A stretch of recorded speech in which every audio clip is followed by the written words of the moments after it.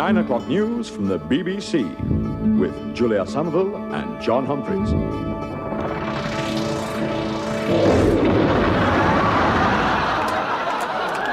We apologise for the loss of the 9 o'clock news. In the meantime, here are some pages from CFAX.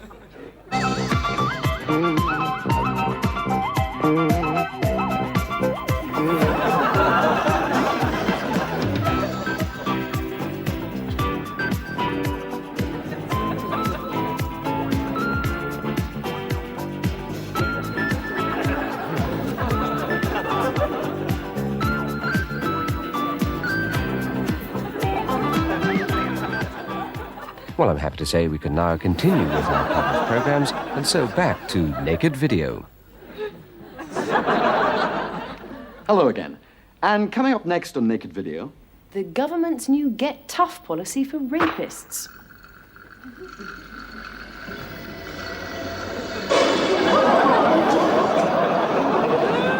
Then it's test tube babies. The things that can go wrong.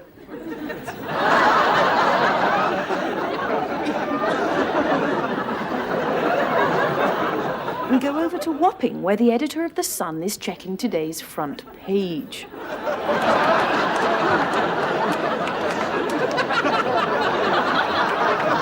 Tennis. And we ask the question, has teenage champion Boris Becker burnt himself out? And we can finally reveal that the funny mark on President Gorbachev's head is a scab caused by constantly combing his baldy bit. And now we go live by satellite to the White House lawn for a rare glimpse of President Reagan's youngest son.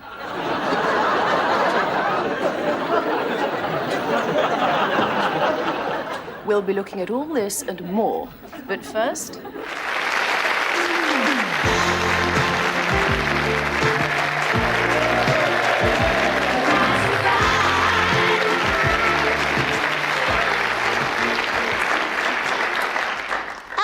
Chucks, it's Scylla here. Oh, we had a lovely audience tonight. Oh, yes. Well, we've got some good news and some bad news for you this week. And the good news is that this is the last in the present series. Yes. And the bad news is we're coming back in the autumn. Yes, but because this is the last programme, we got a very special surprise lined up for you. But first of all, do you remember Sharon from Peckham, who came in? She came in to find her perfect fella. And she picked Paul. And what a gorgeous fella he was, yes. What a gorgeous fella. Well, we sent them out for a night in the town to get some posh nosh. We did, yes. So let's now see how they got on.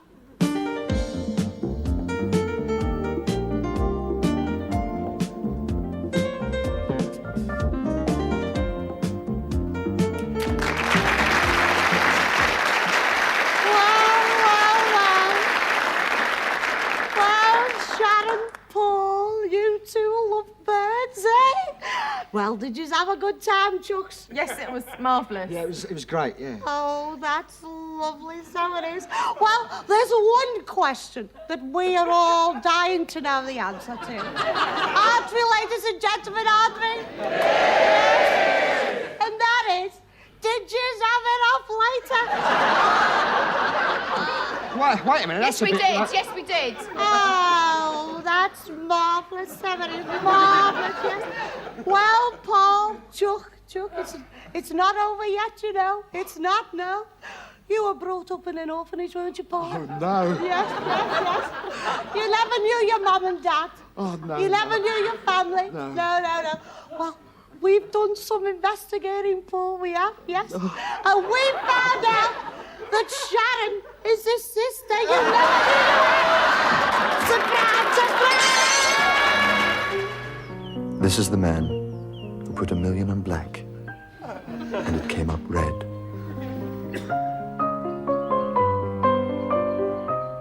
This is the man who married a sex kitten, just as she turned into a cat.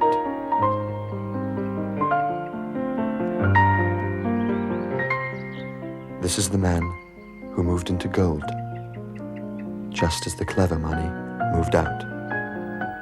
This is the man who drives a Sinclair C5. How can anyone be that stupid? I think the Sinclair C5 was a great idea. For the first time in my life, I don't feel a complete prat in my Reliant Robin. You talking to me? Don't you talk to me, hey. Listen, I'll tell you. The trouble with this Tory government is what they're doing to people like me, and there you are. See people like him, see people like me. It's OTT altogether, yeah. And you mean you can talk about your 30s? Your 30s, eh? Christ, I'll live through the 30s. I had TB, I had ringworm. And I saw the jazz singer 4 times. Christ, I know what I'm talking about. I mean, you can talk about your Holocaust. That's fair enough, your Holocaust. But Christ, that was a skive compared to this. That was a doodle compared to this. I mean, have you tried getting a sick line after 5 days, eh? No. Don't you talk to me. Talk much, be your quiet. And the best is you can see the buggers. See them sitting there on the telly in their dinner jackets, sitting there, having their dinners with their yaddy-da this and their laddy-da that. And see when it comes to you, they're no better than them. In fact, they're worse than them. There you are. They're worse than them scum. And what does that mean, eh? I mean, maybe you can work it out because I can't. But then again, who am I, eh? Who am I? Eh? No. See when you scrape it all away, all the crap, and you get right down to it. You mean right down to the bottom line? They're all a lot of jumped up fascist bastards, that's what they are. I'll tell you something else, son. I should know, for I was an inspector in the buses. But I mean, what is the answer? Eh? I mean, maybe you can tell me what the answer is, because I'm Donald Duck if I know what the answer is. What was your question again?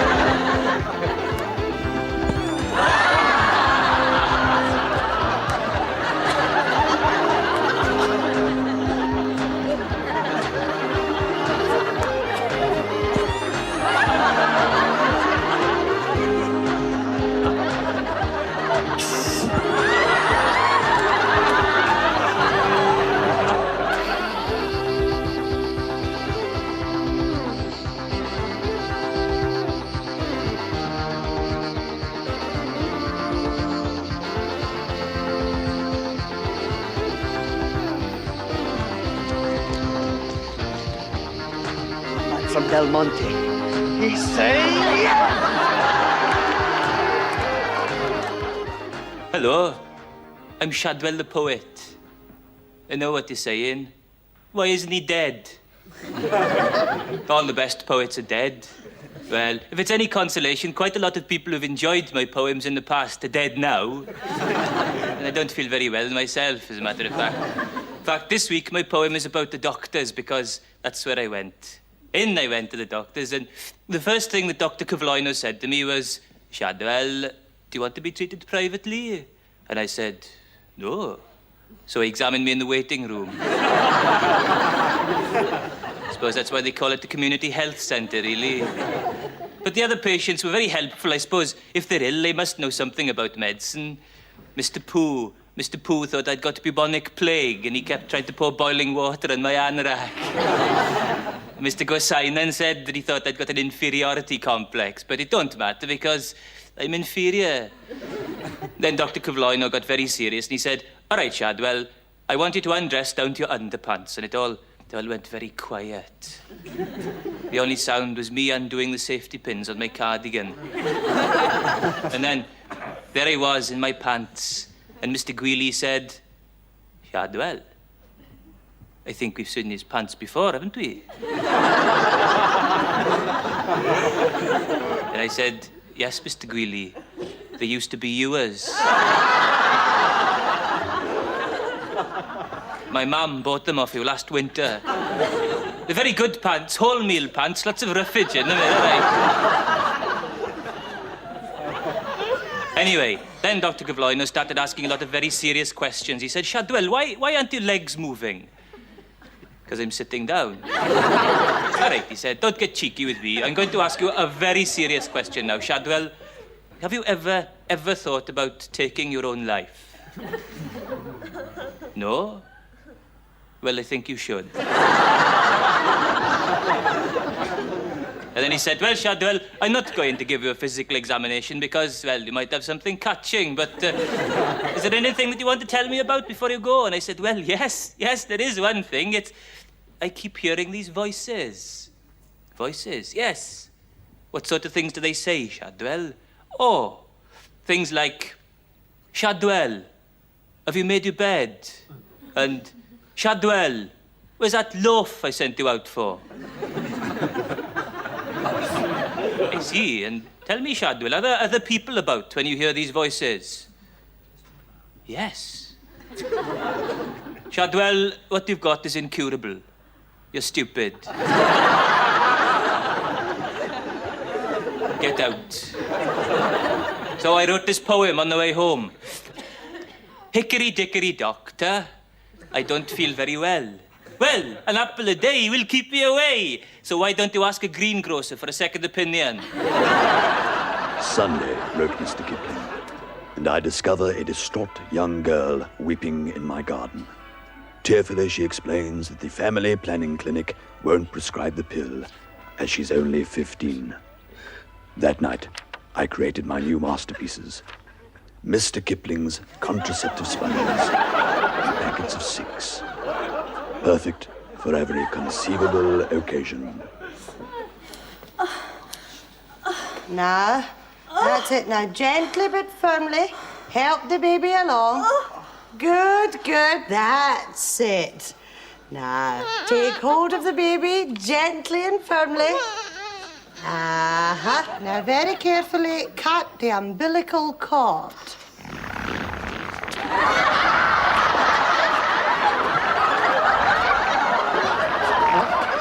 I wanted to become a born-again Christian, but I couldn't. My mother's had a hysterectomy. Watch me.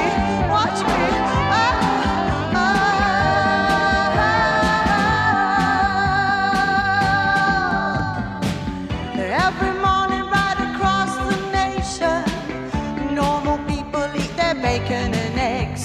They buy the Sun and go down to the station. They turn to page 3, then they cross their legs. 'Cause they're fine, upstanding members of society. And they love their walking great big value paper with pictures of me on page 3. Watch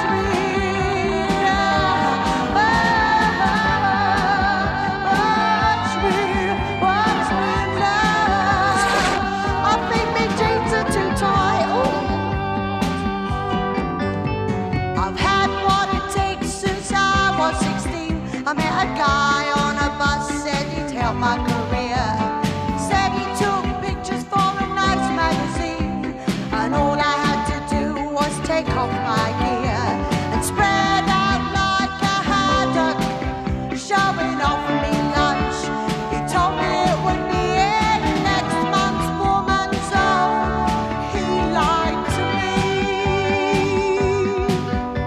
Used to handle myself, but now I've got an agent who's got my best interests at heart.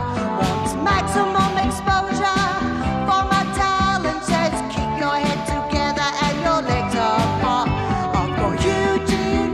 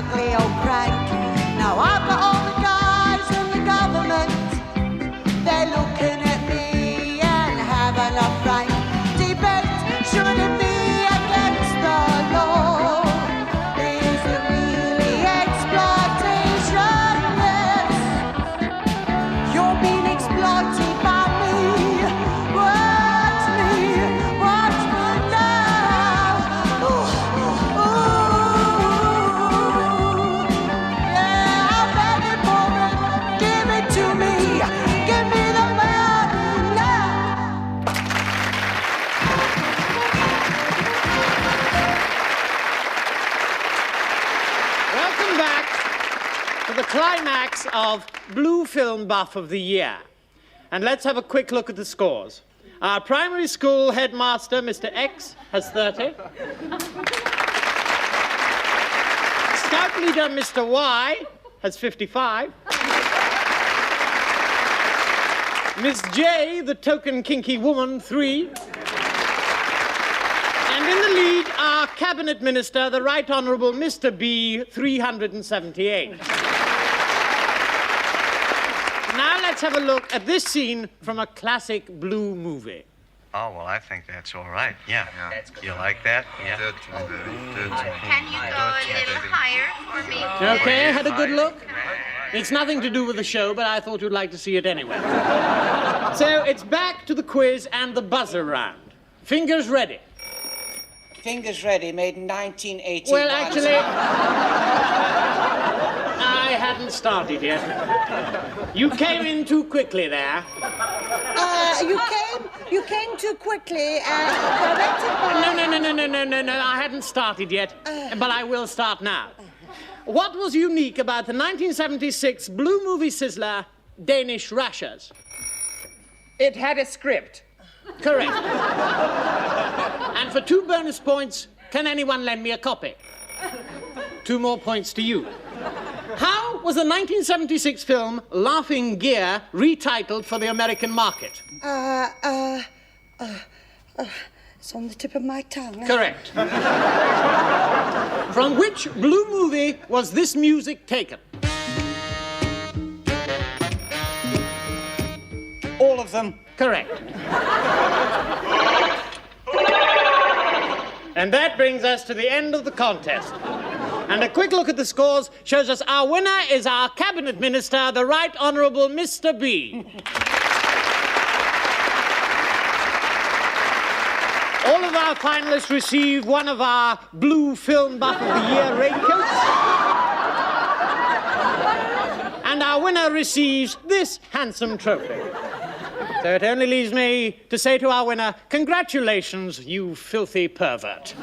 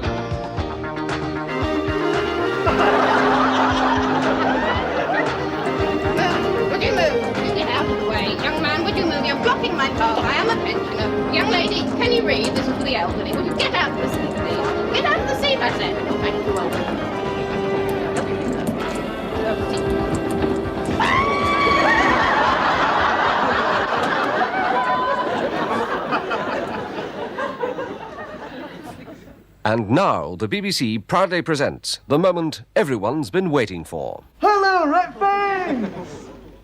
Hey, that looks interesting! Hey! Yay!